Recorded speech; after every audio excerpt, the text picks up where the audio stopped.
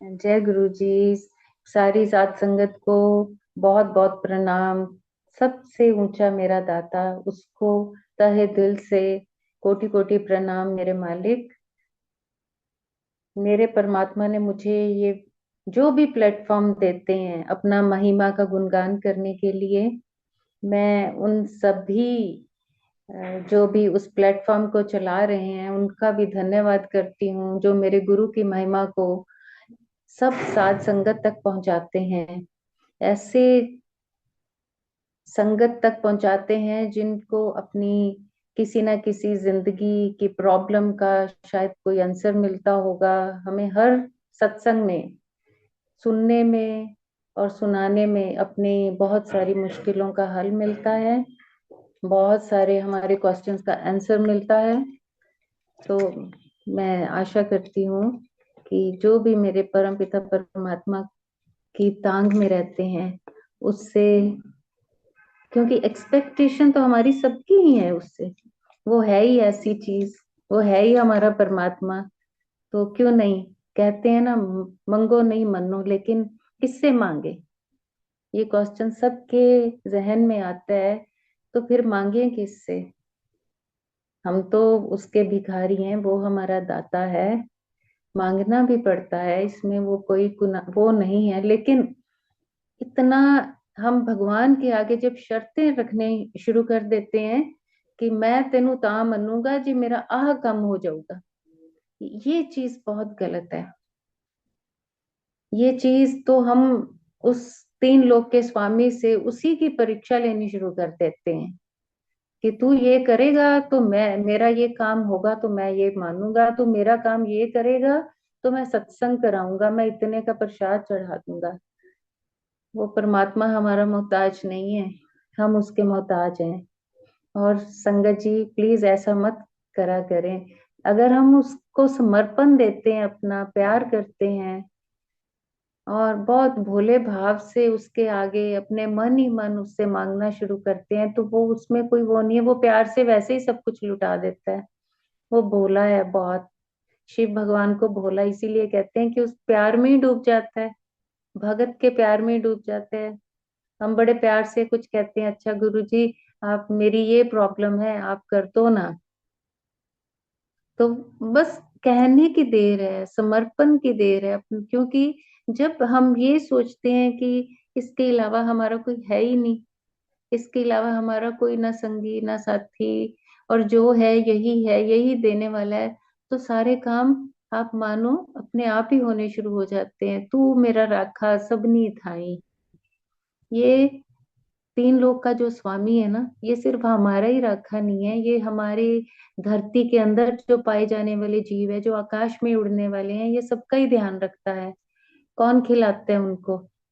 हम तो, एक मनुष्य जीवन ऐसा है जिसको परमात्मा ने बहुत ऊंचा स्थान दिया है, जो दिमाग से काम से अपने हाथ पैर चला के बना के कमा के खा सकता है। लेकिन सोचो, जो तीन चार परतों के नीचे जानवर जीव बस रहे हैं, उनको कौन खिलाता है? यही है सबको करने वाला, ये महाशिव है। सबसे पहले तो आप ये जान लो कि इनसे ऊपर कुछ भी नहीं है। गुरु जी कहते थे हर गुरु का आदर करो, किसी का भी निरादर मत करो। हमारी धरती पे बहुत संत महात्मा बहुत हैं, बहुत हैं, पर परमात्मा एक ही है, वो है हमारे गुरु जी, महाशिव हैं वो। ये संत महात्मा भी इसी धरती पे आते हैं, हमें इसी राह पे ले जाने के लिए आते हैं, लेकिन ये राहें थोड़ी, इनके रास्ते थोड़े थोड़े अलग हो जाते हैं, लेकिन अल्टीमेटली सारे रास्ते जाते सब एक ही जगह पे हैं, वो है गुरु जी। गुरु जी से ऊपर कुछ भी नहीं है, कुछ भी नहीं है। संगत जी, मैं गुरु जी से 1994 में जुड़ी थी, पता नहीं उससे पहले कब से जुड़ी हूँ। ये सब कहते हैं कि हमारी जर्नी यहाँ से स्टार्ट हुई, बट आई डोंट नो मेरी कहाँ से कब से स्टार्ट हुई। और मैं ये ईयर्स और नंबर्स को नहीं मानती हूँ। और सबसे अच्छी बात मेरे को सच में प्राउड फील होता है इस चीज के लिए कि जब भगवान इस मनुष्य जन्म में धरती पे आया था, तो उन गिने चुने लोगों में से मैं भी एक थी, जिन्होंने इन मनुष्य की आंखें लेकर, और जब उन्होंने मनुष्य का रूप धारण करके धरती पे आई, उनको देखा, मिला, बातें की, उनके हाथ से प्रसाद खाया, उनके साथ बहुत साल बिताए, बहुत साल बिताए। लेकिन दुर्भाग्य मानती हूँ, या क्या कहा जाए इस सिचुएशन को, कि जब हम उनके पास थे तो हमें सच में बिल्कुल भी नहीं पता था कि ये भगवान है। और उनका ऑरा देखते ही बनता था, वो तो मुझे एक मॉडल लगते थे। एक जैसे किसी मूवी का हीरो तैयार होके खड़ा होता है, इतना डैशिंग, इतने फैशनेबल कपड़े, इतना सुंदर, ऐसे लगता था जैसे पता नहीं कोई मेकअप किया हुआ है। लेकिन उनका, एक्सक्यूज मी, मेरा डॉग मुझे डिस्टर्ब कर रहा है। तो उनके उनका जो ऑरा था, वो हमारे, मतलब बस से बाहर था उनको समझना। उनको और उस टाइम ये भी कह लो कि एज के हिसाब से मैं बहुत छोटी थी, तो ना ही मुझे समझ आई थी। मेरे हिसाब से तो ये कि घर वालों के साथ गए हैं, हाँ, तो एक जैसे संत महात्मा गुरु होते हैं उनसे मिलने जा रहे हैं। लेकिन तब भी माइंड में एक ये था कि ये गुरु वैसे ही होंगे, एक ऑरेंज कलर का चोला पहने हुए बूढ़े से जैसे होते हैं, और सब लोग मत्था टेकेंगे यार। पर वो जब वहां, तो सीन ही डिफरेंट था। क्या फ्रेग्रेंस, क्या उनकी शान, क्या बात है। वो तो देखते ही बनता था, आप तो आंखों से आपकी आंखें चुंधे आ जाएं, इतना उनका नूर था कि आप उनको देख ही नहीं पाते थे। बहुत सुंदर गुरुजी। और वहां जब मैंने देखा, पहली बार गए तो लोग जैसे लाइन में आ रहे थे, मत्था टेक रहे थे, ये एक छोटी बात है, ये कोई वो बात नहीं मैं बता रही, मैं उनकी महिमा बताना चाहती हूँ कि वो जानी जान है। वो आज भी हमारे बीच में है, आज भी सब हम लोगों को वो जानते हैं। लेकिन उस टाइम ये था ना कि परमात्मा को भी बताना पड़ता था, मैं रब हूँ, कि मेरे को मानो, मैं भगवान हूँ। तो वो इतना भोला भंडारी था ना, कि उनको बताना पड़ता था, अरे तेरा आहा नाम है, तू फलाना है, तू आकम करके आए हैं। मतलब ये चीजें, एक, मैं वो, उनकी इतनी शानो शौकत और ऊंचा दरबार उस मेरे परमात्मा का, ये बातें उनके सामने बहुत छोटी हैं। लेकिन मैं फिर भी संगत को सिर्फ ये बताना चाहती हूँ कि वो जानी जान था, है और रहेगा। तो ये एक बहुत बहुत ही, मतलब एक नॉर्मल सी मैं बात बता रही हूँ। लेकिन मैं आपको एक वो किस्सा बताऊंगी जो मैंने देखा।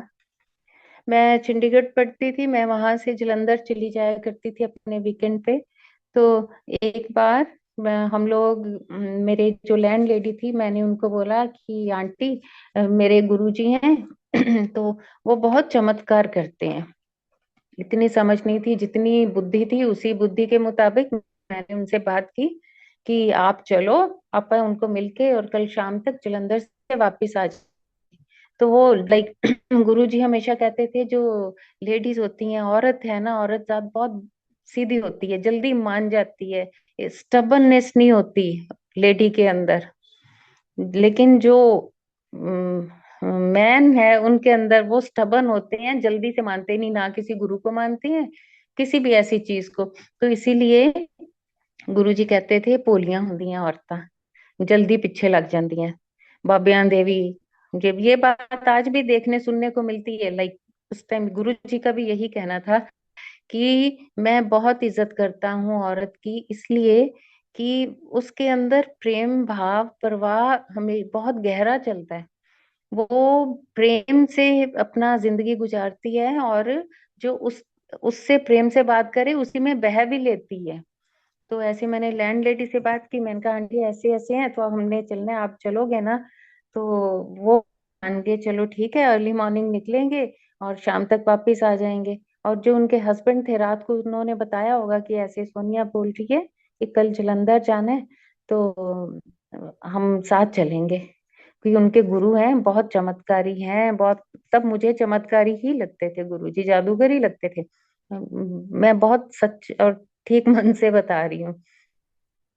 और ना, कि तू पागल है, तू उस बच्चे की बातों में आ गई है कि जलंधर जाना है। चंडीगढ़ से जलंधर का डिस्टेंस कोई इतना कम भी नहीं है कि जो ये कहा जाए कि हाँ आधे पौने घंटे का है तो जाके मिलाते हैं। तो वो कहते हैं नहीं मैं तो नहीं जाता।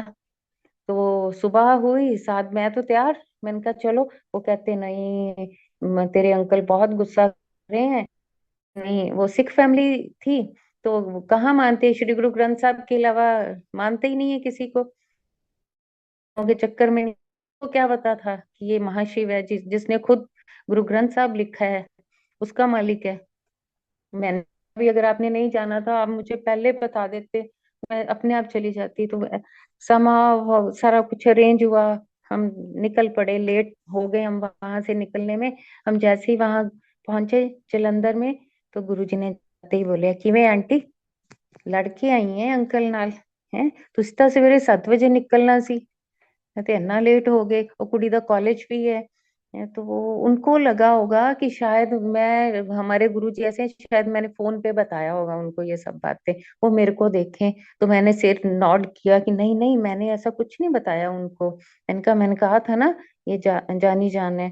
तो उसी वक्त वहां पे एक 17-18 साल का लड़का होगा, उनको चेयर पे बैठा के 4 जनों ने वो कुर्सी उठाई हुई और अंदर लेके आ रहे थे गुरुजी के पास।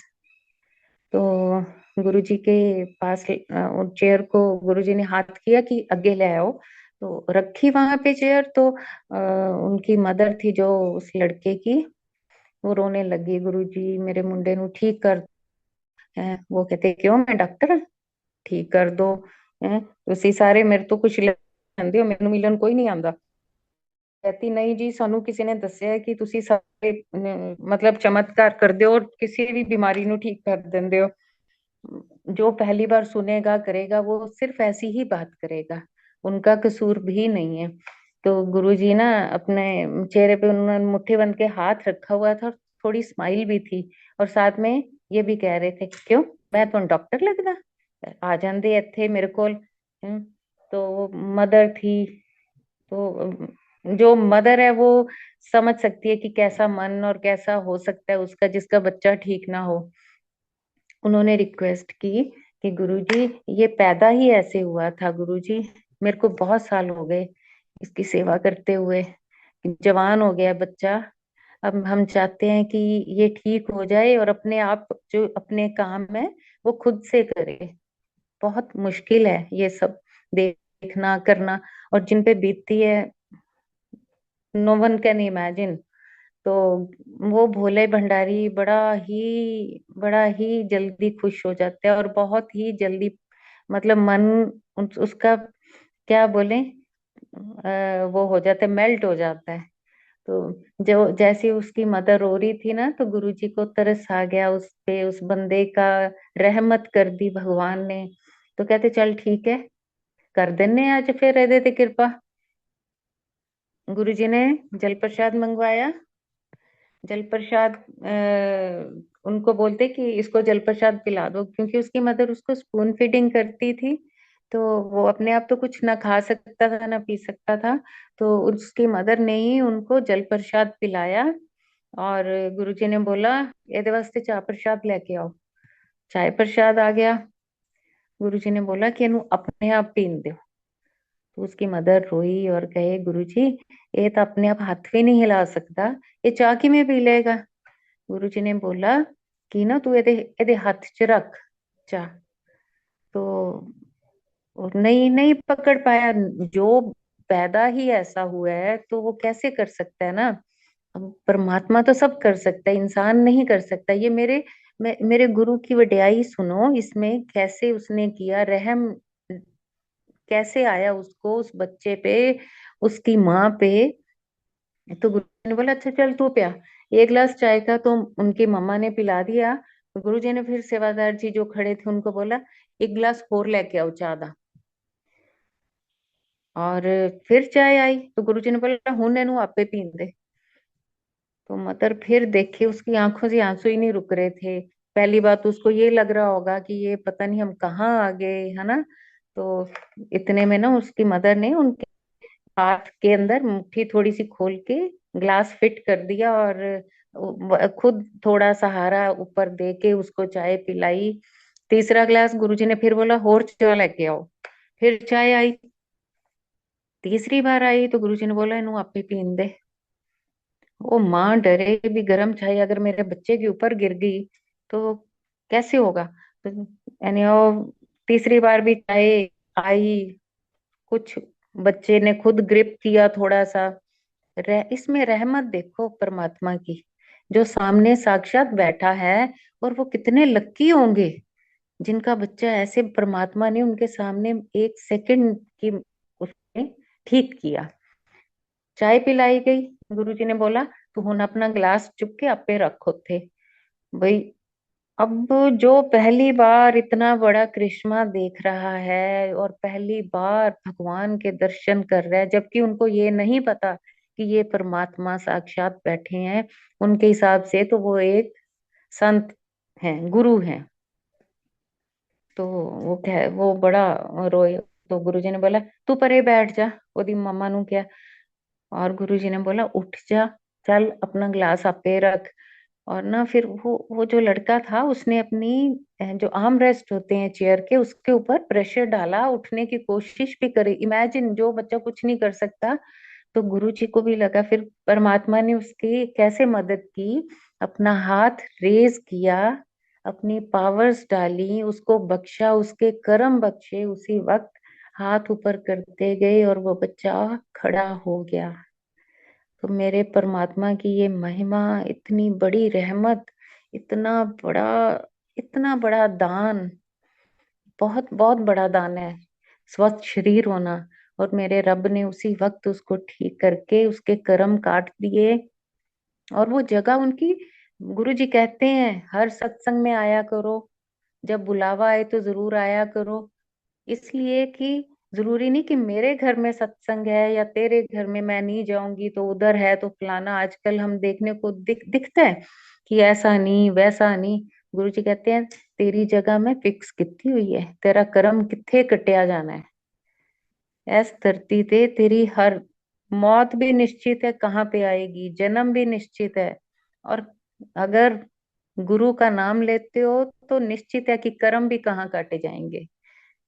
बहुत कम रह जाते हैं गुरु जी का, सिर्फ याद करने से ही, उसकी याद में ही हमारे कर्म कट जाते हैं। गुरु जी ने कभी नहीं कहा रिचुअल्स करो, कभी नहीं कहा कि सवेरे उठ के नहा धो के मेरे मैनू याद करो या सिमरन करो। गुरु जी कहते थे कि जदों उठया उदों ही सवेरा। अपने शरीर नु निरोगी, निरोगी तभी रह सकते हैं ना, शरीर को पूरा आराम मिला, शरीर उठने लायक हुआ। तो गुरु जी ने तो हमें किसी बंधन में बांधा ही नहीं था। ना हमें ये कहा था कि तुम नहा धो के मेरी पूजा पाठ अगरबत्तियां या ये करो, कभी भी नहीं कुछ कहा। गुरु जी तो कहते थे चलदे फिरदे काम कर दे, मैनू अपनी याद च रखो, मैनू प्यार करो, मेरे बन जाओ। तुम मेरे बन गए तो तुम्हारे सारे कर्म सब कट जाएंगे, सब कुछ कट जाएगा। तो ये है मेरे परमात्मा। मेरी एंगेजमेंट जब हुई तो गुरुजी ने मेरे इन लॉज को बोला था। मेरी एंगेजमेंट काफी टाइम रही थी, तो मैं ये बीच में वो सत्संग छोड़ के अगला ध्यान आया तो मैं बताने लग गई हूँ।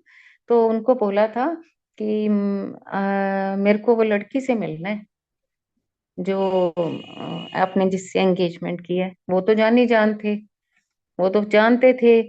वो इस पूरे तीन लोग के जर्रे जर्रे को जानते हैं कि कौन क्या है। तो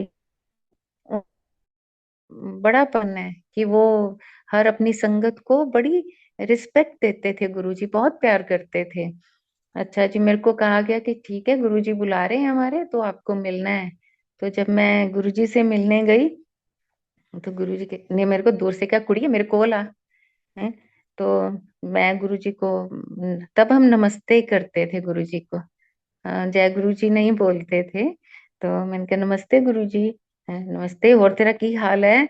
मैंने कहा मैं ठीक। चंडीगढ़ तो आई है? मैंने कहा हाँ जी गुरुजी।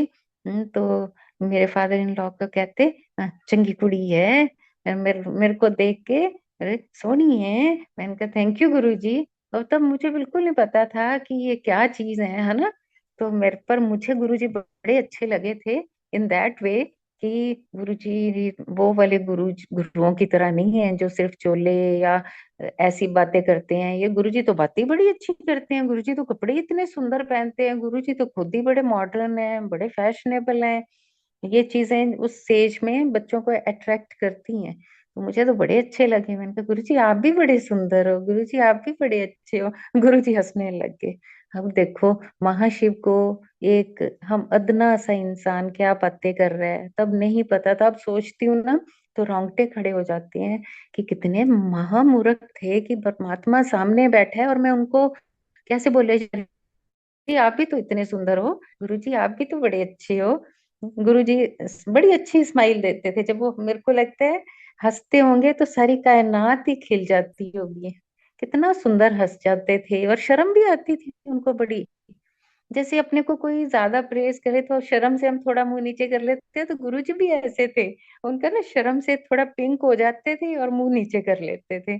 इतने प्यारे, इतने सुंदर मेरे गुरुजी। और ठीक है, फिर गुरुजी ने बोला कि इनकी एंगेजमेंट को अब इतना टाइम हो गया है। तो डॉक्टर इनकी, मेरे फादर इन लॉ को डॉक्टर बोलते थे, डॉक्टर इन्हों ब्याह करो। तो मेरे फादर इन लॉ ने बोला कि गुरुजी हले ना साडी लड़की वो वड्डी है, ਅਸੀਂ ਉਹਦਾ ਵਿਆਹ ਕਰਾਂਗੇ फिर ਇਹਨਾਂ ਦਾ करांगे। और उधर से मेरे पेरेंट्स बड़े जल्दी मचा रहे थे कि 1.5 साल हो गया एंगेजमेंट को, ब्याह करो। तो मैं भी पढ़ रही थी, तो मेरे हस्बैंड भी वो भी पढ़ रहे थे। तो उन्होंने देखो बोहर में बैठ के बात की और गुरुजी जलंधर में थे। और गुरुजी कैस जानी जान है। मैं सिर्फ इस बातों पे ज्यादा तवज्जो दे रही हूँ कि वो परमात्मा, हम कहीं भी कुछ भी सोचते हैं ना तो वो हर चीज जानता है, वो जानी जान है। हमारे दुख सुख तकलीफें वो सब जानता है। हम क्या सोच रहे हैं, हमारे अंदर क्या चल रहा है। सिर्फ इसी वजह से वो कहते थे मंगो ना मन्नो। क्योंकि मांगने पे तो उनको तो पता है हमें क्या चाहिए। मांगने से वो कहते थे तुम अपनी ना थोड़ी वो गवा लेते हो रिस्पेक्ट। क्यों, मैं तो जानी जानू, वो तो कहते थे।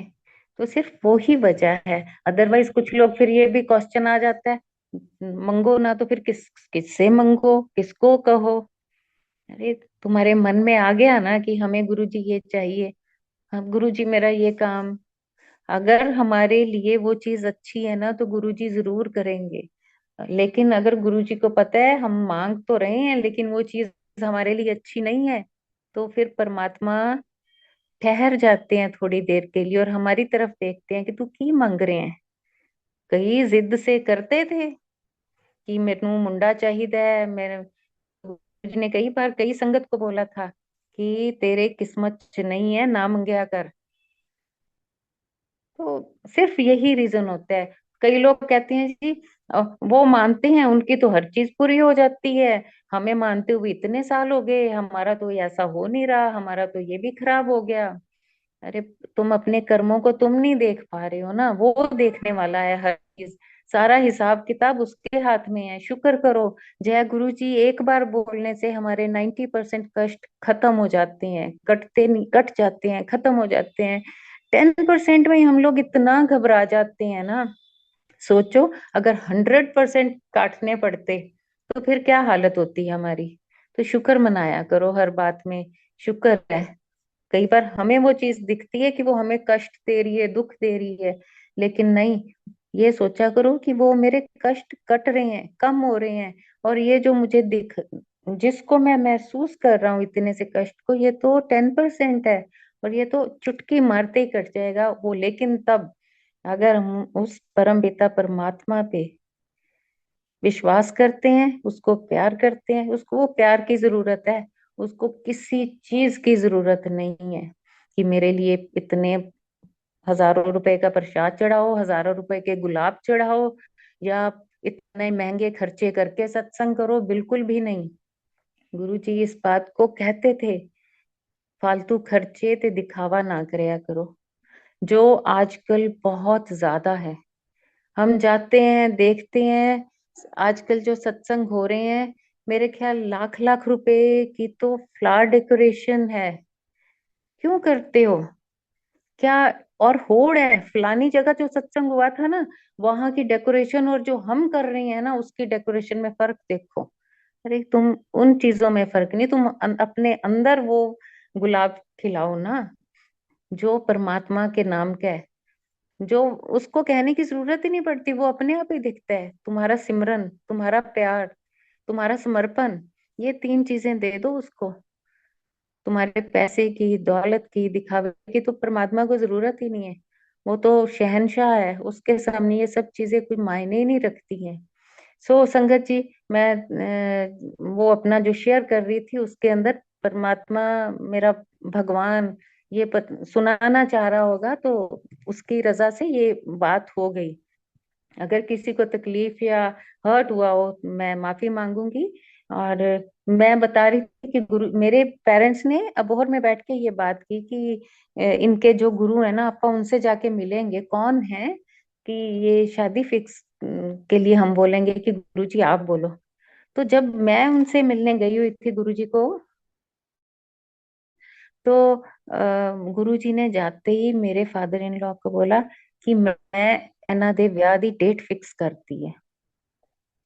तो वो गुरु, तब उन्होंने वही बात बोली कि अभी पहले हम लड़की का करेंगे। तो गुरुजी ने बोला जो मैं कहता ना वही होना है।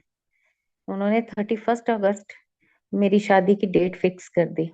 तो जो मेरे फादर इन लॉ थे, उनको ना पामिस्ट्री का और फेस रीडिंग का शौक था, पैशन था।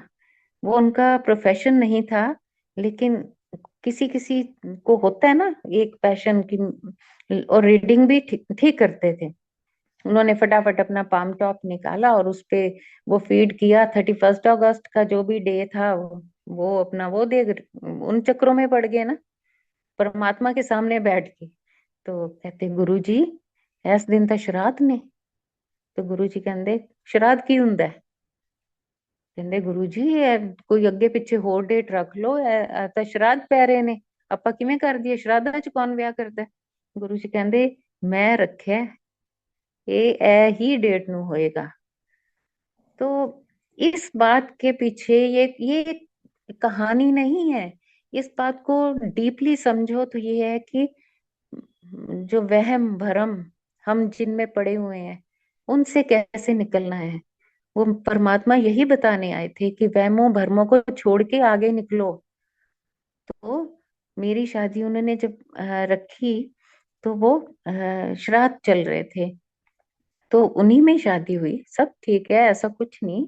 और आज तक भी लोग, कभी आज भी अगर ये बात किसी संगत में भी किसी को कह दो ना कि इस डेट को, और अगर श्राद्ध हो कोई नहीं करेगा, तो क्या समर्पण? समर्पण क्या है? परमात्मा कहते ये दिन है तो दिन है, रात है तो रात है। ये है। क्या हम ऐसे हो सकते हैं? बहुत मुश्किल है। और हर रोज कोशिश किया करो, परमात्मा से ये अरदास किया करो कि हे भगवान, तू हमें अपनी पनाह में ही रखना। हे भगवान, तू जैसा चाहे वैसा कराना। और हम तहे दिल से उसमें सहमत हो, उस चीज के लिए, ऊपर ऊपर से नहीं। चल देखेंगे, करेंगे धीरे धीरे। कोई भी चीज धीरे धीरे नहीं, समर्पण तो सेकंड में होता है। सेकंड में, कि बस जो है वही है, उसके अलावा कुछ नहीं है। जो उसका हुक्म है वही मेरे लिए सर्वोपरि है, उसके अलावा कुछ भी नहीं। तो ये जो संगत सत्संग करती है, उनका मतलब सिर्फ यही नहीं कि हाँ चमत्कारी गुरु थे, ये चमत्कार हो गया। अरे वो तो सारी दुनिया को चलाने वाला है, वो तो कुछ भी कर सकता है। एक सेकंड में धरती पलट सकता है, एक सेकंड में कुछ कर सकता है, नई दुनिया बसा सकता है। ये छोटी छोटी बातें सिर्फ इसलिए बताते हैं कि देखो कि वो कुछ भी कर सकता है। ये कोई चमत्कार या ये नहीं, ये रहमत होती है। ये उसकी रहमत से जो ठीक होते हैं, जिन जो एक चुटकी में कोई काम ऐसे लग रहा होता है कि ये कभी होगा ही नहीं, जय गुरु जी बोलते ही उसी पल ठीक हो जाता है। तो ये चमत्कार नहीं, ये रहमत है उसकी। उसने हमारे सारे कर्म अपने सिर लेके हमें अपने बच्चों को वो खुश देखना चाहते हैं, अपने बच्चों को वो सब कुछ देना चाहते हैं। लेकिन जितने के हकदार हैं उतना ही देगा ना, ज्यादा कैसे दे दे। है ना, पर ज्यादा भी दे देता है, जो चीज हम सोच भी नहीं सकते वो परमात्मा तो हमें वो भी दे देता है। ये मेरा भोले भंडारी इतना इतना रहम दिल, इतना प्यार करते हैं वो अपनी संगत को कि हम तो सोच भी नहीं सकते। सिर्फ एक ही चीज पे ध्यान है कि मनो, समर्पण। सिर्फ समर्पण होने से ही सब कुछ आ जाता है। उसमें कभी नहीं गुरुजी कहते कि इतने घंटे बैठ के मेरी भक्ति करो, इतने घंटे बैठ के तुम ये करो, या अपने घर के काम छोड़ के, अपने बच्चों को के काम छोड़ के तुम मेरी भक्ति। वो कहते हैं चलते फिरते मेरे को आगे रख के सारे काम करो, कि लो गुरुजी ये काम कर रहे हैं। और ये गुरुजी जब ये बात कहते थे ना, तब मैं भी बच्चा थी, मुझे भी नहीं समझ आई थी। तो मैं आपको एक और किस्सा इसी से जुड़ा हुआ और बताती हूँ। जब मेरी शादी हुई तो हम ना नोएडा रहते थे, तब उस टाइम में वहां से ट्रांसपोर्टेशन कोई बहुत अच्छी नहीं थी, कैब्स तो जैसे अभी चली हैं। तो उस टाइम में तो इवन ऑटोज भी वहां से दिल्ली तक नहीं जाते थे। तो मेरे ग्रैंड पेरेंट्स इन लॉ वो अबोहर में थे, तो हमारे दादी माँ की तबीयत खराब हुई। तो मुझे इमिडिएटली नोएडा से अबोहर आना था। तो न्यू दिल्ली रेलवे स्टेशन के लिए तब कोई नहीं होगा मुझे छोड़ने वाला, तो हमने बोला चलो ऑटो से मैं जाती हूँ रेलवे स्टेशन। तो हम खड़े रहे, ट्रेन का टाइम हो रहा था और मुझे ऑटो ही नहीं मिल रहा था।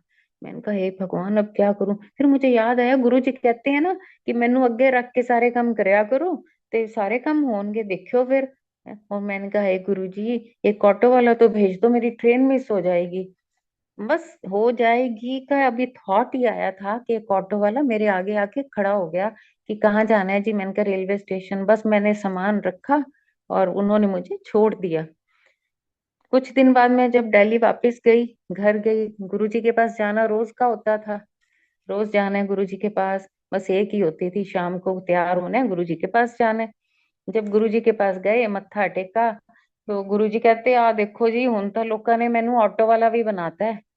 देखो मेरे तो ऑटो चलवांदे है ते मैं स्टेशन भी छड़ के आवा इन्हां नू।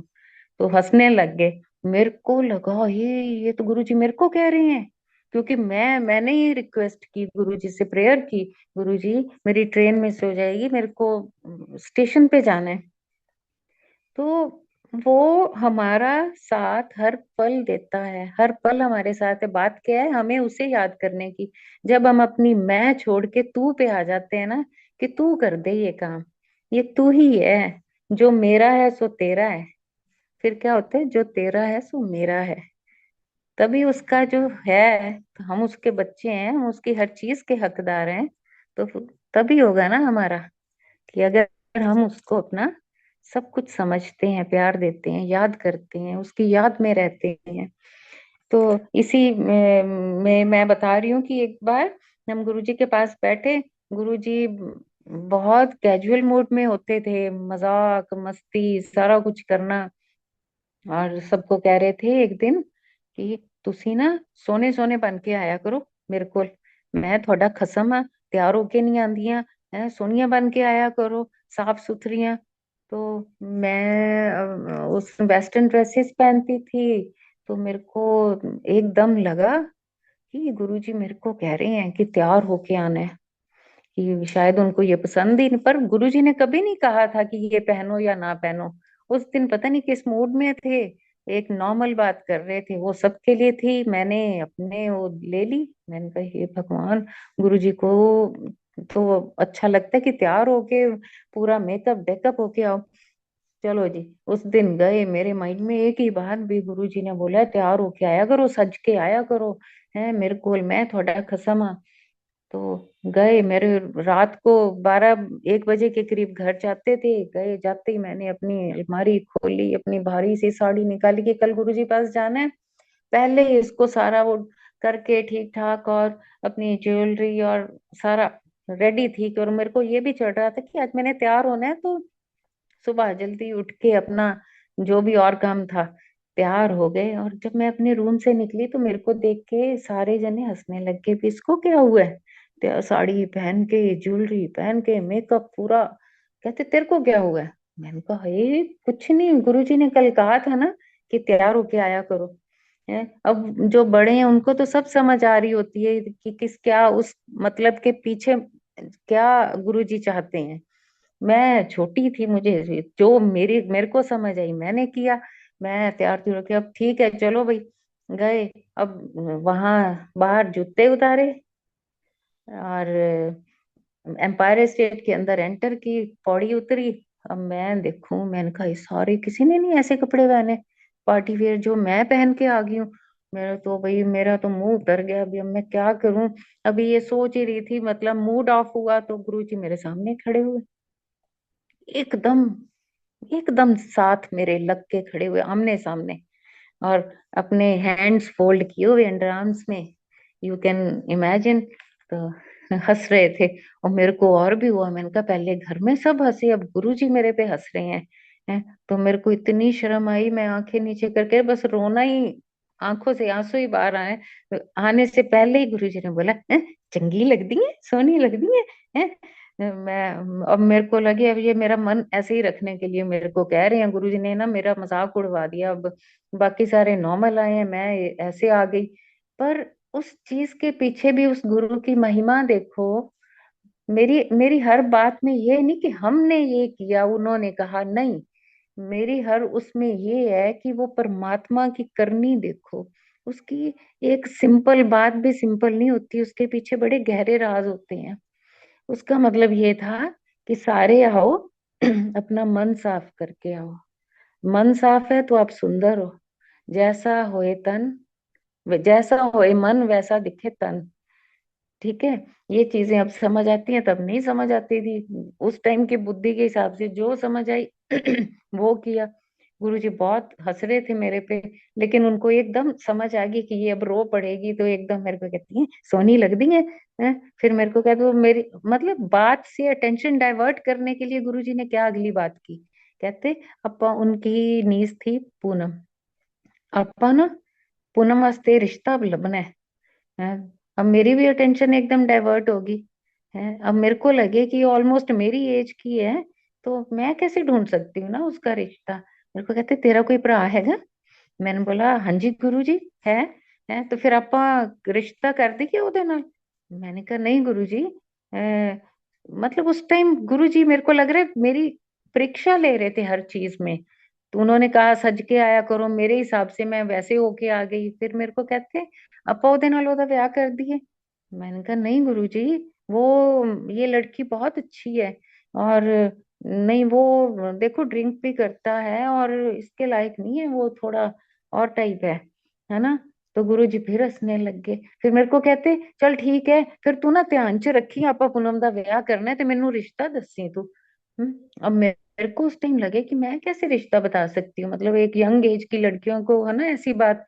तो मेरे को मतलब मेरी अटेंशन उस चीज से डाइवर्ट होगी कि मैं आज क्या बन के आई हूँ, और मैं वहां बैठी। लेकिन अब समझ आती है कि गुरुजी ने मेरे को इस लायक समझा कि उन्होंने मेरे से इतनी बड़ी बात की कि अच्छा अपा ब्याह कर दिया होगा, कि मेरे को उस चीज में उन्होंने पार्टी किया है ना, मेरे को अपने साथ मिलाया। कितना कितनी रिस्पेक्ट दी कि आपका रिश्ता लबना है तू मेनू दसी।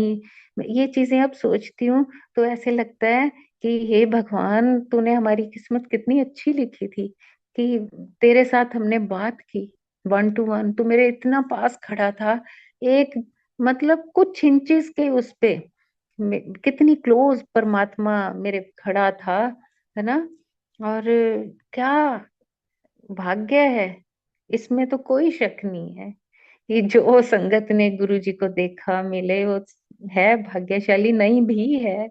मैं ये कभी नहीं कहती कि नहीं है, पर अगर गुरु जी ने चुना होगा अपने जब परमात्मा टाइम चुनता है ना, समय अपना बांध के रखता है कि मैंने कब धरती पे आना है, और किस किस से मिलना है। तो इसमें भाग्य की बात तो है ही ना संगत जी। कई संगत जी जो नहीं है ना, वो कई बार कह देते ਲੈ ਐਵੇਂ ਕਿਵੇਂ, ਅਸੀਂ ਅਸੀਂ भी तो उन्ने ही हाँ, जे गुरु जी तो सानू भी आके मिलते हैं, सानू भी। अरे मैं नहीं कहती, फिर भी ना, जैसे मन में आता है, अच्छा तुमने गुरु जी को हाथ लगाया था। बचपने वाली बातें आ ही जाती हैं सामने, लाइक। पर गुरु जी ड्रीम में आते हैं तो वो भी मिलना है संगत जी।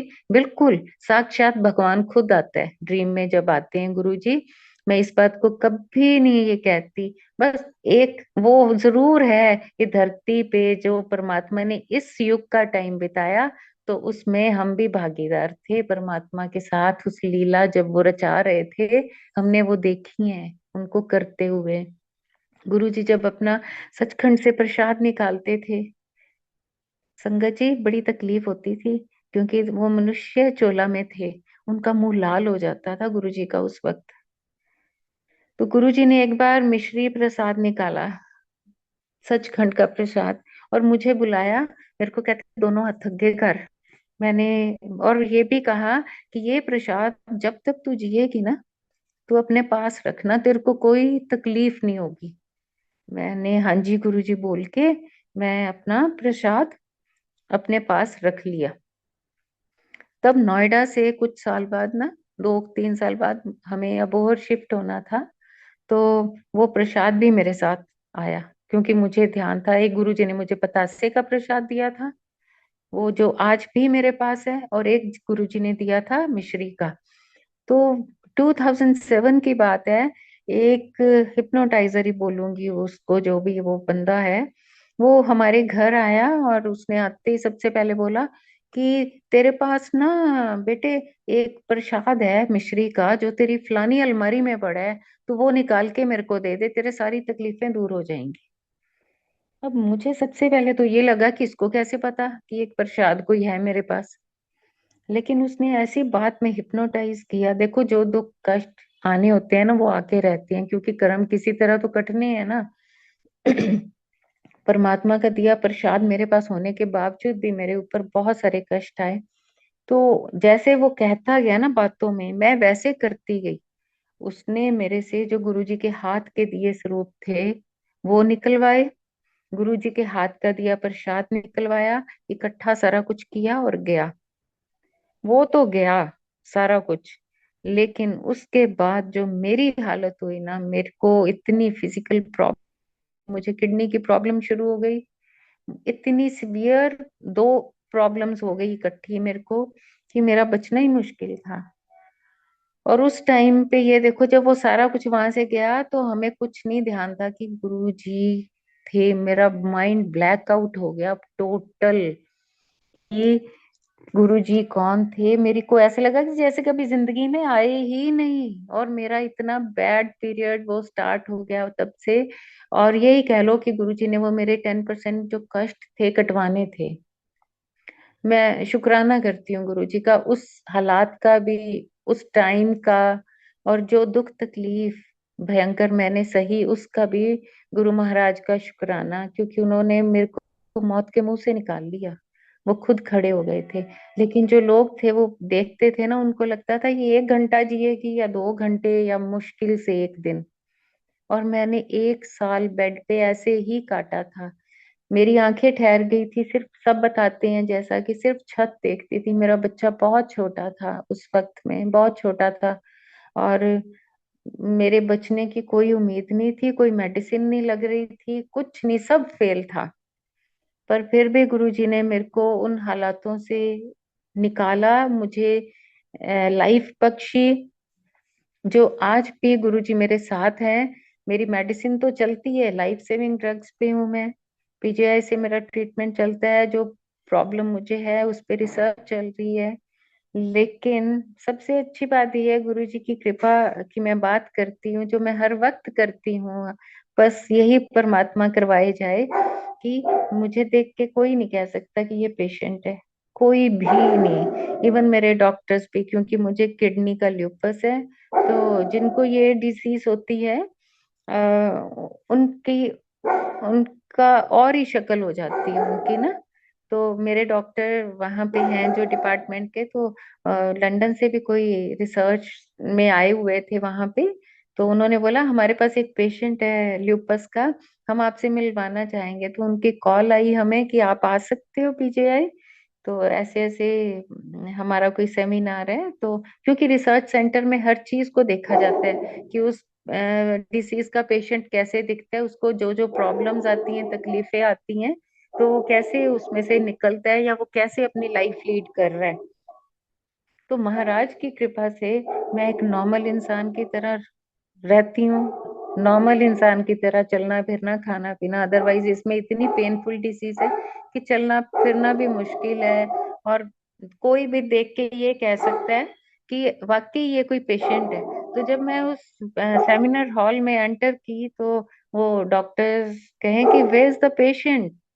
तो मैंने वहां आगे होके बोला कि मैं हूँ पेशेंट। तो वो बिल्कुल देवर स्टंट कि ये पेशेंट है। एक्चुअली पीजीआई के डॉक्टर थे, वो यही दिखाना चाह रहे थे कि आप रिसर्च कर रहे हो इतने पेशेंट्स के ऊपर, ये बड़ी रेयर डिसीज है।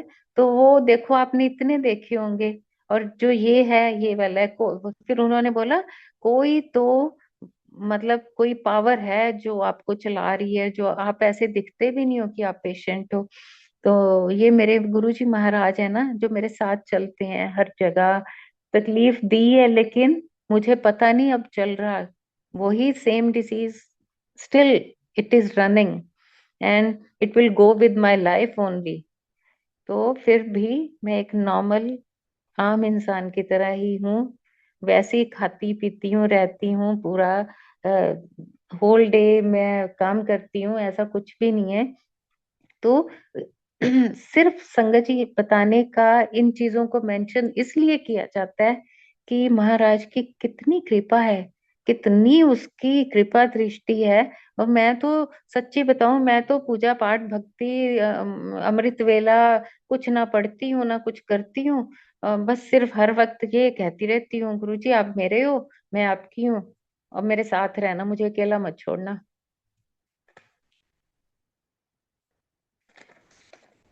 सिर्फ ये कहती हूँ, और गुरुजी मेरे साथ हैं, गुरुजी हर वक्त है। तो इसीलिए हम आपको कहते हैं कि इतने खर्चे, इतने बड़े बड़े सत्संग, इतना सब कुछ मत किया करें प्लीज। इतने में तो किसी की हम हेल्प कर सकते हैं। कभी हॉस्पिटल्स में जाके देखो, लोगों के पास दवाइयों के पैसे नहीं होते, तो instead of wasting on decoration या हैवी क्लोथिंग या बहुत उनके अलावा, उस उसकी बजाय हम किसी की हेल्प कर सकते हैं, उससे गुरुजी ज्यादा खुश होंगे, बहुत खुश होंगे। इंसान इंसान की हेल्प करते हैं तो गुरुजी बहुत खुश होते थे। किसी को पेट भर के खिलाना, किसी को हम पैसे से नहीं मदद कर सकते तो मॉरल सपोर्ट बहुत दे सकते हैं। किसी को सिर पे जाके हाथ रख दो, वो भी वो भी एक मदद में आता है। किसी को कुछ नहीं दे सकते, सिर्फ इतना कह दो मैं तेरे साथ खड़ा हूं हमेशा, घबराना नहीं है, वो भी एक हेल्प में आता है। संगत जी गुरु जी के बहुत बहुत सत्संग इतने हैं कि शरीर का एक एक रोम पे भी जीवा लग जाए ना तो भी कम है। अगर 24 घंटे मैं चाहूँ ना कि मैं गुरु जी आपकी महिमा का गुणगान करना है, तो गुरु जी तब भी मैं पूरी नहीं पढ़ सकती। आप तो हर वक्त इतना देते हो, इतना इतना देते हो कि बस हम बहुत बहुत भाग्यशाली हैं कि हमें हमारा गुरु मिला, पूरन गुरु। पूरन गुरु पाना बहुत बहुत बड़ी बात है, बड़े जन्म लग जाते हैं। तो नहीं संगत जी, कोई नहीं पुराना कुछ नहीं है, जो नए भी हैं उनको भी तो यही गुरु मिला है ना, ये सबका गुरु है। जब मान लिया ना तो आपके सारे कष्ट वैसे ही कटने शुरू हो जाते हैं, दूर हो जाते हैं। थोड़ा सा हौसला, सबर, सबर गुरु जी कहते हैं बहुत जरूरी होता है। गुरु जी का जब चोले में थे तो उनका ओटी हुआ करता था, एक कमरे को ऑपरेशन थिएटर बोलते थे, और चम्मच और डंडियों कड़छियों से ना वो करते होते थे। तब अभी मेरी शादी नहीं हुई थी, तो ना एक बार गुरुजी ने ना किसी संगत जी को बोला कि उस प्लाने नु ना अंदर ले आओ, मैं ओदा ऑपरेशन करना है। मैं बहुत डर गई थी, मैंने कहा ये तो जादूगर है भाई, सबको ऑपरेशन करने लग जाते हैं कड़छियों से, पता नहीं अंदर जाके क्या करते हैं। नहीं समझ थी हमें कि ये भगवान हमारे सामने बैठा है। और जब ऐसे बोलते थे ना, उन ऐसे इशारा करते होते थे, उन अंदर ले आ, ओदा ऑपरेशन है आज। मैं तो पिल्लर या उधर जो भी जगह होती थी ना, मैं छुपने की कोशिश करती थी। मेरे को, हे मेरे को देख लिया तो ये तो मेरे को तो अंदर इंजेक्शन पता नहीं क्या कर देंगे। पर ये अब सोचती हूँ कि तब डरती हुई ना छुपती तो तभी किया होता, तो जी ये जो मेरी फिजिकल प्रॉब्लम्स हैं तभी हल हो जाती। पर नहीं, हम जितना मर्जी छुप लें उससे थोड़ी छुप सकते हैं, वो तो कन कन में विराजमान है। तो फिर वही सोच, हमारी सोच तो छोटी ही रहेगी इन चीजों में। हम खुद भूल जाते हैं कि वो यहाँ भी है, यहाँ भी है, हमें देख रहा है। सात पर्दों में चले जाओ तब भी हमें देख रहा है और हमारे साथ है। संगत जी, जब मैं हॉस्टल से जाती थी ना गुरुजी के पास, तो मेरे को कहते एक दिन बुला के, इधर आ मेरे को। मैंने कहा हाँ जी गुरुजी। कहते तेनू चाह बनानी आंदी है? मैंने कहा ना, नहीं। मेरे को कहते तू मेरे वास्ते चाह बनाएंगी? मैंने कहा मुझे आती नहीं है। कहते अच्छा मैं सिखाना तेनू। तू ऐ करी, तू दूध पत्ती पा के ना बराबर दा, फिर ना इलायची पा दी, चाह पत्ती पा दी, ते खंड थोड़ी ना पाई, 2 चम्मच पा दी। मैनू मिठी चाह चंगी लगती है। अब जा बना के लिया मेरे वास्ते। और जलंधर की रसोई थी, मैं वहां गई। मैं गुरुजी के चाय बनाई, जैसे गुरुजी ने बोला। गुरुजी के लिए लेके गई, बोरोसिल के गिलास में चाय पीते थे गुरुजी। तो पी के ना 2-3 सिप। अब हर बच्चे को होता है ना कि मेरी प्रेज हो, मैंने ये काम की है। मैं उनका मुंह देखे जाऊं कि अब गुरुजी क्या कहेंगे। पी के कहते चंगी बनाई है चाह। फिर मेरे को कहते हम तू ऐ कर, सारी संगत वास्ते चाह बना के लिया। और मैंने कहा मैंने ऐसे ही बना दी, अच्छी है ना। अब मेरे को सारी चाय बनानी पड़ेगी, गुरुजी ने अब ये क्या कह दिया ना। मैं ना कुड़ती सी गई। और मेरे को लगे मैं तो बना ही नहीं पाऊंगी इतने लोगों की चाय, जितने भी 30-40 लोग तब बैठा करते थे। काउंट किया चोरी छुपे देख के, और चाय बना दी, सारी संगत को दी। अब समझ आती है कि परमात्मा ने इतने से छोटे सा काम करा के पता नहीं मेरे कितने जन्मों के कष्ट रोग, मेरे कर्म काटे होंगे। नहीं समझ थी ना। हम तो हैं ही ना समझ, आज भी ना समझ है, कोई अकल नहीं है, एक पैसे की अकल नहीं है, सही बताते हैं। पर फिर भी जो थोड़ा बहुत समझ आता है खुद को, हम उसी हिसाब से आगे बताना भी चाहते हैं कि जो गलतियां हमारे से हुई हैं आप मत करें। सिर्फ इतनी वो इल्तजा होती है हमारी। फिर और अब कहीं भी कोई सत्संग हो तो मेरी स्पेशल ड्यूटी गुरुजी की कृपा से लग जाती है कि सोनिया आंटी चाय बनाएंगी। मेरे को अच्छा लगता है, मैं गुरुजी को बहुत थैंकफुल होती हूँ कि गुरुजी आप मेरे से चाय बनवाते हो, मेरे कर्म काट देते हो, थोड़ा सा काम करा के गुनाह काट देते हैं गुरुजी। गुरुजी ने को मैं आपको बता रही थी कि मेरे से मिश्री प्रसाद और एक पताशा वो भी दिए मेरे को गुरुजी ने कि ये खा लेना। मैंने रख ली होंगी, मेरी ना आज भी गंदी आदत है, मेरे को कोई प्रसाद देता है ना, जो रखने वाली चीज हो ना, मैं उसको छुपा के ना अपने अलमारी के लॉकर में रख लेती हूँ। ये मेरी ना आदत है। मुझे कहीं से ऐसा प्रसाद हो ना जो रखने वाला हो, जैसे बताशा मिश्री, कुछ ऐसा सूखी चीज की जो लगता है खराब नहीं होएगी, मैं रख लेती हूँ। आदत है, जरूर छुपा के थोड़ा सा रख लेती हूँ। तो मैंने ना वो पतासा प्रसाद गुरुजी ने मेरे को दिया था, तो तब का मेरे, मैं ना फिर जहां से जो मिलता है ना मैं उसके ऊपर लिखती भी हूँ कि ये उस दिन फलानी जगह से मेरे को ये मिला। तो उसके ऊपर भी मैंने लिखा हुआ था गुरु जी का प्रसाद, लिख एक पेन नैपकिन के ऊपर लिखा हुआ पेन से। तो हमारे घर 2020 की बात है, जब कोरोना काफी था, तो हमारे ना अबोहर साइड फ्लड आ गया था। फ्लड में अब हमारा घर कुछ ऐसा है, बहुत पुराना घर है। रूम्स के सेट जैसे होटेल्स में गैलरीज नहीं होती हैं, आज भी हैं, तो वो हमारा घर उस टाइप है। तो गैलरी में मैंने गुरुजी का स्वरूप बड़ा सारा रखा हुआ है। एक टेबल, ग्लास टॉप टेबल है, और उसके नीचे ड्रॉर्स हैं जिसपे मैंने गुरुजी का छोटा टॉवल और छोटी छोटी चीजें रखी हुई हैं। तो उसी में गुरुजी जब जलंधर में थे या हमारे यहाँ बोहर भी आए थे 1995 में, तो तब की हमने खुद जो पिक्चर्स क्लिक की हुई हैं वो एल्बम जो पुरानी होती थी, और गुरु जी का वो प्रसाद उस ड्रॉर में पड़ा हुआ था। संगत जी वो सॉरी 3-4 हमारे यहाँ पानी खड़ा रहा, हमारा पूरा फर्नीचर खराब हो गया था, पूरा सब कुछ मतलब टोटल वैनिश्ड। तो गुरुजी की जोत 24 घंटे लेकिन जगती थी। मैं कहती थी गुरुजी आपने हमें पानी में रखा है ना, अब आप भी तो पानी में ही बैठे हो ना, कोई बात नहीं, लेकिन चलो मैं फिर भी, आप बड़े हो, मेरे को आपकी जोत तो करनी ही करनी है, मुझे जोत जोत करने का शौक है, मेरे को अच्छी लगती है, पता नहीं क्यों। उसमें कोई गुरु जी का रिचुअल नहीं है कि वो कहते हैं कि जोत जगाओ या नहीं, बिल्कुल भी नहीं। मुझे अच्छा लगता है अंदर से परमात्मा के आगे जोत करना। तो आप सोचो हमारा सारा कुछ, पूरे बेड सोफास और बॉक्स के अंदर जितना कुछ होता है सब सब खत्म, मतलब टोटल खत्म। और गुरु महाराज चालाक देखो कितने हैं, मैं इनको जादूगर ठीक ही कहती हूँ। तो जादूगरी देखो इनकी, कि वो ड्रॉर पानी में भीगे हुए हैं जो गुरु जी के, उसमें सारा सामान तो खराब है, अपनी एल्बम और जो बतासे का प्रसाद है ना, 3 दिन पानी में पड़ा रहा, सारा कुछ निकाला, वो 2 चीजें सूखी निकली हैं और बाकी सारा सामान खराब। फिर मैंने कहा गुरुजी बहुत चालाक हो आप, जादूगर हो।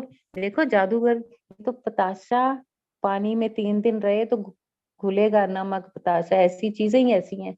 और अपनी एल्बम, बाकी सारा कुछ खराब है, एल्बम्स, अपनी एल्बम साफ सुथरी। और अपनी जो वीडियो कैसेट है जो गुरुजी 1995 में जीडी में आए थे अबोहर में, सारी कैसेट्स खराब हैं पानी में डिप होके, लेकिन अपनी कैसेट पानी में डिप करा के भी साफ है, चल रही है। तो माँ चतुर होता है, ये तो ग्रंथों में भी लिखा है। तो देखो परमात्मा ने वो इसलिए बचा दिया कि शायद उस प्रसाद से औरों को कितना कल्याण होगा। ये तो कहने की बात है, हमारी नासमझी की बात है, हम ऐसी करते हैं। लेकिन उसकी वड्याई की बात देखो, कि वो जो वीडियोस हैं बहुत 3-4 घंटे की वीडियो है वो, शायद मोर देन दैट। तो गुरुजी ने वो बचवा दी, खुद साफ करके ठीक करके रखी, वो एल्बम्स हैं गुरुजी की। और क्या उसका उसका करिश्मा, उसका हम जान ही नहीं पाएंगे कभी, जिंदगी में 1000 जन्म भी ले लेना, उसको जानना मुश्किल है, उसका पार पाना मुश्किल है, उस परमात्मा का। तो संजय जी बहुत सारे और सत्संग हैं जो मैं आपको फिर आपसे टाइम लेंगे, गुरु महाराज ने चाहा तो अभी थोड़ा थोड़ा मैं जितना गुरु जी की आज्ञा से बता पाई, उसकी महिमा का गुणगान कर पाई। तो कोई गलती हो गई हो तो मुझे माफ कर देना। फिर किसी दिन हम और टाइम रखेंगे, जो बहुत कुछ और है गुरु जी के जो महिमा है, अभी तो शुरुआत है, पता नहीं कितने घंटे और लगेंगे जो हम गुणगान करेंगे। तो मैं आपसे आज्ञा लेना चाहूंगी। जय गुरु जी, शुक्राना गुरु जी। करण अंकल आपका बहुत थैंक्स। गुरु जी महाराज ने आपके मन में रहम डाला, आपको बताया कि उस निमानी से करवा लो सत्संग, तो महाराज की कृपा हुई, मैंने कर लिया। Thank you so much.